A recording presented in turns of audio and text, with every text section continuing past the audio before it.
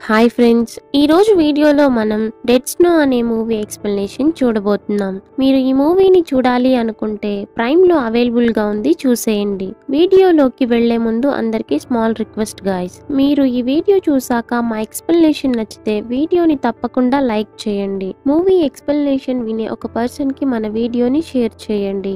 Open చేస్తే movie నార్వేలో ఉన్న mountains లో స్టార్ట్ అవుతుంది. సారా అనే అమ్మాయి స్కీయింగ్ కి వెళ్తది. బట్ ఆ మంచు కొండల్లో దేన్నో చూసి భయపడి పారిపోతుంటది. ఆమె క్యాబిన్ కి వెళ్ళాలి అనుకునే లోపే ఏదో మాన్స్టర్ ఆమెపై దాడి చేసి చంపేస్తది. కట్ చేస్తే సారా బాయ్ ఫ్రెండ్ వేగార్డ్ తన ఫ్రెండ్స్ తో ఈస్టర్ హాలిడేస్ ఎంజాయ్ చేయడానికి సారా వచ్చిన మౌంటైన్స్ లోకి వస్తాడు.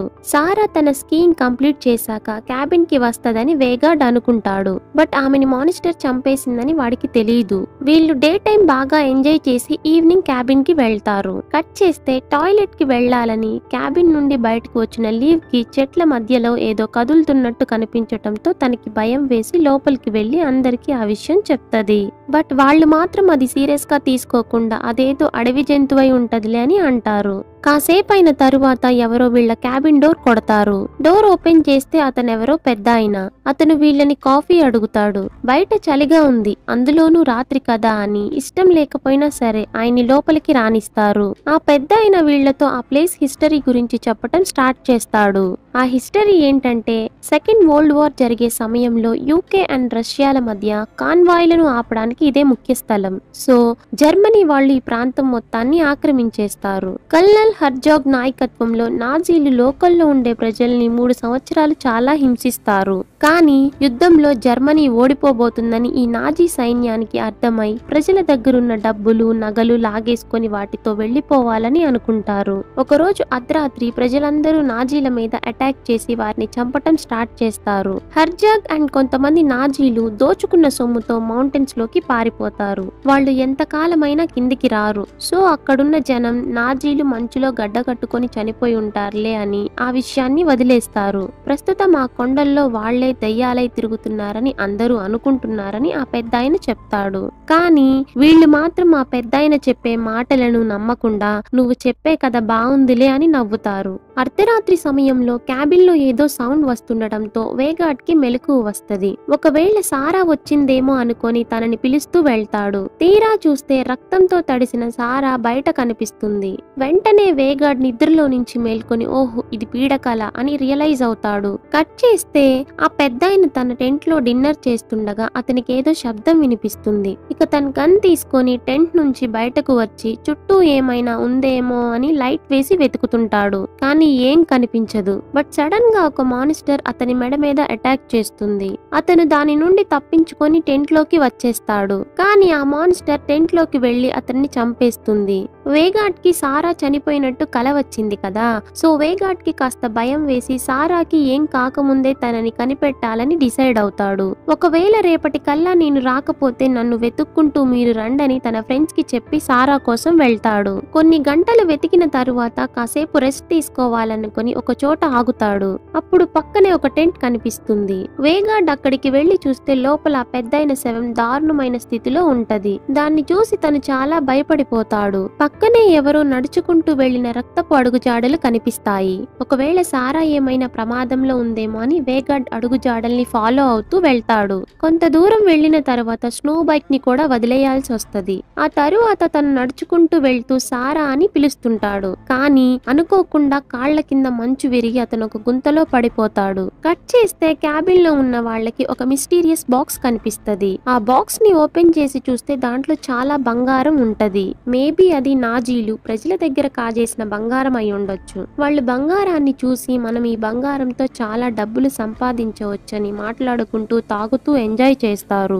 నెక్స్ట్ సీన్ లో ఎర్లెండ్ టాయిలెట్ కోసం బయటకు వస్తాడు. ఆ టైంలో అతని పాకెట్ నుంచి ఒక గోల్డ్ కాయిన్ కింద పడుతుంది. ఎర్లెండ్ గర్ల్ ఫ్రెండ్ క్రిస్ కూడా బయటకు వస్తది. ఇద్దరు రొమాన్స్ చేసుకోవడం స్టార్ట్ చేస్తారు. అయితే ఆ టైంలో కింద పడిన గోల్డ్ కాయిన్ ని మాన్స్టర్ తీసుకుంటది. కాసేపు అయిన తరువాత ఎర్లెండ్ క్యాబిన్ లోకి వచ్చేస్తాడు. కానీ క్రిస్ బాత్రూమ్ లోనే ఉంటుంది. ఆ టైంలో ఎవరో తనని చూస్తున్నట్టు క్రిస్ కి అనిపించి తనకి భయం వేస్తది. ఆ మాన్స్టర్ కూడా బాత్రూమ్ బయటే అటు ఇటు తిరుగుతూ ఉంటది. క్రిస్ కూర్చున్న ఫ్లోర్ అంతా పగిలిపోవటంతో తన కింద ఉన్న సెప్టిక్ ట్యాంక్ లో పడిపోతుంది. దానివల్ల క్రిస్ స్టమక్ కూడా బాగా గాయపడుతుంది. క్రిస్ అక్కడి నుంచి ఎలాగోలా పైకి వచ్చి క్యాబిన్ లోకి వెళ్లాలని ట్రై చేస్తది. ఆమె తన ఫ్రెండ్స్ ని హెల్ప్ కోసం గట్టిగా పిలుస్తుంది. కానీ వాళ్ళు మ్యూజిక్ ని హెవీ సౌండ్ తో వింటుంటారు. సో క్రిస్ అరుపులు ఎవరికి వినిపించవు. హేనాకి బయట నుండి ఏదో సౌండ్ వినిపిస్తది. సో తన మ్యూజిక్ ని ఆఫ్ చేసి బయటకు వస్తది. బట్ తను వచ్చేలోపు మాన్స్టర్ క్రిస్ ని చంపేసి తీసుకెళ్లిపోతది.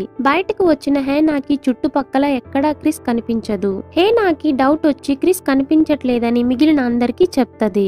వాళ్ళేమో క్రిస్ ప్రాంక్ చేస్తుందేమోలే, లైట్ తీసుకొని అంటారు. బట్ హేనా మాత్రం మనం ఖచ్చితంగా తన కోసం వెతకాల్సిందే అని అంటది.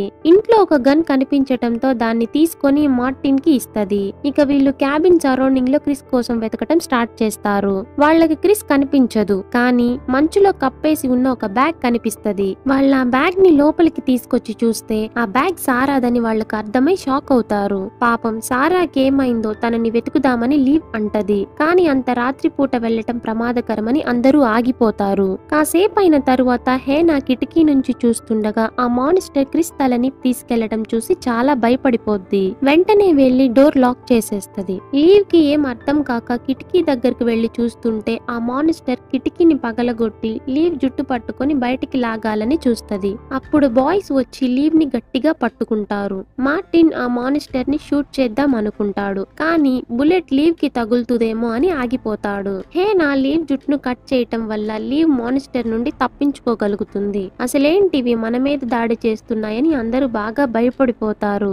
ఇక వెంటనే కౌచ్ ని తలుపుకు అడ్డంగా పెడతారు. వీళ్ళు మళ్ళీ కిటికీ నుండి చూస్తే అక్కడ ఒక మాన్స్టర్ కాదు, చాలానే ఉంటాయి. కట్ చేస్తే వాటిలో ఒకటి కిటికీ నుండి ఇంట్లోకి రాబోతుంటే మార్టిన్ దాన్ని షూట్ చేసేస్తాడు. ఆ తరువాత కిటికీకి అడ్డంగా ఒక టేబుల్ పెట్టేస్తారు. కానీ ఒక జాంబీ తలుపుని పగలగొట్టి డోర్ లాక్ ని తీయాలని చూస్తది. హేనా వెంటనే ఆ జాంబీ చేతిని నరికేస్తది. ఎర్లాండ్ ఆ చేతిని చూస్తాడు. అప్పుడు ఇవన్నీ జాంబీస్ అని హెర్లాండ్ కి అర్థమయ్యి అవి మిమ్మల్ని కొరక్కుండా చూసుకోండి అని చెప్తాడు. ఈలోగా మరొక జాంబీ తలుపుకున్న హోల్లో నుండి లోపలికి రావాలని చూస్తుంటది. ఇక వాళ్ళందరూ వెళ్లి కౌచ్ ని తలుపుకి అడ్డంగా పెట్టి జాంబీ లోపలికి రాకుండా బలంగా నెడుతుంటారు. కానీ ఎర్లాండ్ అప్పటికే చాలా భయపడిపోయి ఉంటాడు. సో తను మాత్రం తలుపు దగ్గరికి వెళ్ళడు. అప్పుడు ఒక జాంబీ ఎర్లాండ్ ని కిటికీ నుంచి బయటకు లాగాలని ట్రై చేస్తుంటది. అతని అరుపులు విని మిగతా ఫ్రెండ్స్ అందరూ వచ్చి అతన్ని జాంబీ లాగకుండా గట్టిగా పట్టుకుంటారు. కానీ మరొక జాంబీ వచ్చి ఎర్లాండ్ తలని పట్టేసుకుంటది. ఆ తరువాత అది ఎర్లాండ్ తలని పగలకొట్టేసి వాణ్ణి బయటకు లాగి తీసుకెళ్లిపోతది. మిగిలిన వాళ్ళందరూ బాగా భయపడిపోయి రాత్రికి ఎలాగోలా గడిపేసి ఉదయాన్నే వెళ్లిపోవాలనుకుంటారు. ఉదయం అందరూ ఒక ప్లాన్ వేసుకుంటారు. హేనా అండ్ లీవ్ వెహికల్స్ దగ్గరికి వెళ్తారు. జాంబీస్ వాళ్ళ వెంట పడకుండా ఉండాలని రాయ్ అండ్ మార్టిన్ జాంబీస్ ని డైవర్ట్ చేయాలని సౌండ్ చేస్తూ అవి తమ దగ్గరికి వచ్చేలా చెయ్యాలనుకుంటారు. కానీ ఒక్క జాంబీ కూడా వాళ్ళ దగ్గరికి రాదు. సో ఆ జాంబీస్ పగలు బయటికి రావేమోలే అనుకుంటారు. మరోవైపు మంచు గుహలో పడిపోయిన వేగాడ్ కి మెలకువ వస్తది. ఆ తరువాత అక్కడి నుంచి బయటకు వచ్చి ఒక టార్చ్ ని రెడీ చేసుకొని మళ్ళీ ఆ గుహలోకి వెళ్తాడు. తీరా చూస్తే ఆ గుహలో ఎన్నో శవాలు, వాటి పక్కనే ఎన్నో గన్స్ పడి ఉంటాయి. అండ్ అక్కడే నాజీస్ ఫ్లాగ్ కూడా ఉంటది. వేగాడ్ అక్కడంతా చూస్తుండగా హెల్మెట్ పక్కనే సారా తల కనిపించి బాగా భయపడిపోతాడు. సడన్ గా అక్కడికి ఒక జాంబీ రావటంతో వేగాడ్ వెంటనే దాని మీద అటాక్ చేస్తాడు. కానీ ఆ జాంబీ వేగాడ్ మీద తిరిగి అటాక్ చేసి వాణ్ణి గుహ నుంచి బయటకు విసిరేస్తది.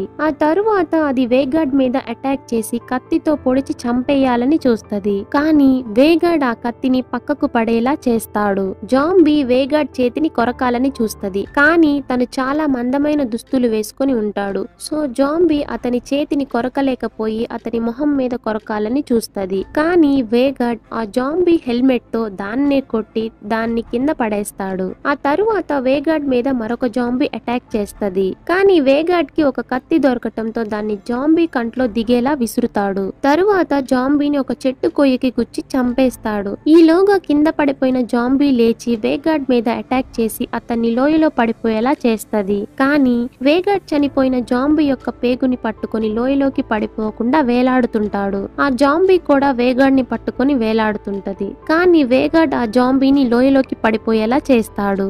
లివ్ లీవ్ అండ్ హేనా పరిగెత్తుకుంటూ వెహికల్స్ దగ్గరికి వెళ్తుంటారు. కానీ ఈలోగా ఒక జాంబీ వాళ్ళ మీద అటాక్ చేస్తది. హేనా ఆ జాంబీ మీద అటాక్ చేసి దాని తలని పగలగొట్టడంతో ఆ జాంబీ చనిపోతుంది. చాలా జాంబీస్ అక్కడికి వచ్చి లీవ్ వెంట పడతాయి. లీవ్ వాటి నుంచి తప్పించుకొని పారిపోతుంటది. కానీ ఆ జాంబీస్ ఆమె మీద అటాక్ చేసి కింద పడేస్తాయి. కాసేపు అయ్యాక లీవ్ కి మెలకువ వస్తది. ఆ జాంబీస్ లీవ్ బతికుండగానే తన ఆర్గాన్స్ ని తింటుంటాయి. కొన ప్రాణంతో ఉన్న లీవ్ జాంబీ బెల్ట్ కి ఉన్న గ్రనేట్ ని యాక్టివేట్ చేయడంతో పెద్ద బ్లాస్ట్ జరిగి జాంబీస్ తో పాటు లీవ్ కూడా చనిపోతుంది. ఆ పేలుణ్ణి హేనాతో పాటు మిగిలిన జాంబీస్ కూడా చూస్తాయి. ఆ జాంబీస్ లీడర్ అయిన హెర్జాగ్ బ్లాస్ట్ జరిగిన వైపు జాంబీ సైన్యాన్ని పంపిస్తాడు. ఇక ఆ జాంబీస్ అన్ని వేట ప్రారంభిస్తాయి. హేనా ఉన్న ప్లేస్ కి 2 జాంబీస్ వస్తాయి. హేనా వాటికి కనిపించకుండా ఒక చెట్టు మీద దాక్కుంటుంది. బట్ చెట్టు మీద ఉన్న బర్డ్ సౌండ్ చేస్తుండటంతో హేనా ఆ బర్డ్ ని వెంటనే చంపేస్తది. కానీ అప్పటికే 2 జాంబీస్ హేనాని చూసేస్తాయి. ఒక జాంబీ హేనా మీద అటాక్ చేయటానికి చెట్టు మీదకి ఎక్కటం స్టార్ట్ చేస్తది. హేనా ధైర్యం తెచ్చుకొని ఒక కొమ్మను విరిచి పైనుండి రెండో జాంబీపై దూకి దాని మొహం మీద గుచ్చి చంపేస్తది. మొదటి జాంబీ చెట్టు మీద నుంచి కిందకి వచ్చేస్తుంది. హేనా దాని నుండి తప్పించుకోవాలని పరిగెత్తుకుంటూ వెళ్తది. కానీ తను చివరికి ఒక క్లిఫ్ దగ్గరికి చేరుకుంటది. ఇక ముందుకు వెళ్ళటానికి ఏ దారి ఉండదు. వెనకేమో జాంబీ వస్తుంటది. జాంబీ హేనాని చంపటానికి తన దగ్గరికి వస్తుండటంతో హేనా తన కాళ్ల కింద ఉన్న మంచుని గట్టిగా తన్నుతూ ఉంటుంది. దానివల్ల ఆ మంచు మొత్తం విరిగి హేనా అండ్ జాంబీ ఇద్దరు లోయలో పడిపోతారు. కాసేపైన తరువాత హేనాకి మెలకువ వస్తది. హేనా మెల్లగా మంచు నుంచి బయటకు వచ్చేస్తుంది. తన దరిద్రం ఏంటంటే ఆ జాంబీ కూడా ఇంకా బతికే ఉంటుంది. కానీ అది మంచులో ఇరుక్కుపోయి ఉండటంతో హేనా ఆ జాంబీని చంపేస్తది. మరోవైపు వేగట్ తిరిగి కొండపైకి ఎక్కేసి ఇక తన స్నో బైక్ మీద క్యాబిన్ కి బయలుదేరుతాడు. నెక్స్ట్ సీన్ లో జాంబీస్ రాయ్ అండ్ మార్టిన్ మీద అటాక్ చేస్తాయి. అవి విండో నుండి క్యాబిన్ లోకి రావాలని చూస్తుండగా మార్టిన్ వాటిని ఆపుతుంటాడు. ఈలోగా రాయ్ ఒక బాంబ్ ని రెడీ చేసి వాటి మీదకి విసరాలని చూస్తాడు. కానీ తను సరిగా విసరకపోవటంతో ఆ బాంబు క్యాబిన్ కి తగిలి మంటలు చెలరేగుతాయి. ఇక రాయ్ అండ్ మార్టిన్ ఫాస్ట్ గానే పక్కనే ఉన్న ఒక చిన్న రూమ్ లోకి పరిగెత్తుకుంటూ వెళ్తారు. లోపల వీళ్ళకి చాలా వస్తువులు కనిపిస్తాయి. కాలిపోతున్న క్యాబిన్ ని హెర్జాగ్ చూసి అక్కడికి తన జాంబీస్ ని పంపిస్తాడు. రాయ్ అండ్ మార్టిన్ రూమ్ లో ఉన్న వెపన్స్ ని తీసుకొని జాంబీస్ మీద అటాక్ చేయాలని బయటకు వస్తారు. వీళ్ళు ఎన్ని జాంబీస్ ని చంపేస్తున్నా కూడా అవి మళ్ళీ వస్తూనే ఉంటాయి. చాలా జాంబీస్ వాళ్ళ మీద అటాక్ చేయటానికి వస్తుండటంతో కాస్త భయపడతారు. కానీ వేగాడ్ అక్కడికి వచ్చి మిషన్ గన్ తో జాంబీస్ అన్నిటిని చంపేస్తాడు. ఇక ముగ్గురు మనం ఫైట్ లో గెలిచామని ఆనందపడుతుండగా సడన్ గా కొన్ని జాంబీస్ వచ్చి అన్ని ఒకేసారి వేగాడ్ ఒంట్లోకి కత్తులు దించుతాయి. ఆ తరువాత వేగాడ్ బాడీ నుంచి అతని కాళ్ళు చేతుల్ని పార్ట్స్ గా లాగేసి వేగాడ్ ని చంపేస్తాయి. రాయ్ అండ్ మార్టిన్ కి బాగా కోపం వచ్చి తమ ఫ్రెండ్ ని చంపిన జాంబీస్ అన్నిటినీ కోపంతో చంపేస్తుంటారు. మార్టిన్ చాలా కోపంగా ఉండటం వల్ల తన మీద ఎవరు చెయ్యి వేసినా కూడా వెంటనే నరికేస్తుంటాడు. ఆ సమయంలో హేనా మార్టిన్ దగ్గరికి వస్తది. బట్ మార్టిన్ ఆమెను గమనించకుండా జాంబీ ఏమో అనుకొని తనని నరికేస్తాడు. ఆ తరువాత తను జాంబీ కాదు హేనా అని రియలైజ్ అయి బాగా బాధపడతాడు. ఇక హేనా అక్కడే చనిపోతుంది. ఫైనల్ గా హెర్జాగ్ తన జాంబీస్ తో అక్కడికి వస్తాడు. మార్టిన్ గన్ తీసుకొని ఆ జాంబీస్ ని షూట్ చేస్తాడు. కానీ ఆ గన్ లో బుల్లెట్స్ అయిపోతాయి. ఒక జాంబీ మార్టిన్ మీద అటాక్ చేసి అతని చేతిని కొరికేస్తుంది. కానీ ఈలోగా రాయ్ వచ్చి జాంబీని చంపేస్తాడు. తను జాంబీ లాగా మారటం మార్టిన్ కి ఇష్టం లేక తన చేతిని తనే కట్ చేసుకుంటాడు. కట్ చేస్తే హెర్జాగ్ మంచులో నుండి తన జాంబీ సైన్యాన్ని పైకి లేపుతాడు. రాయ్ అండ్ మార్టిన్ కి భయం వేసి వాళ్ళు అక్కడ నుండి పారిపోతారు. జాంబీ సైన్యం మొత్తం వాళ్ళిద్దరిని చంపటానికి వాళ్ళ వెంట పడతాయి. రాయ్ అనుకోకుండా చెట్టు కొమ్మల మధ్య ఇరుక్కుపోతాడు.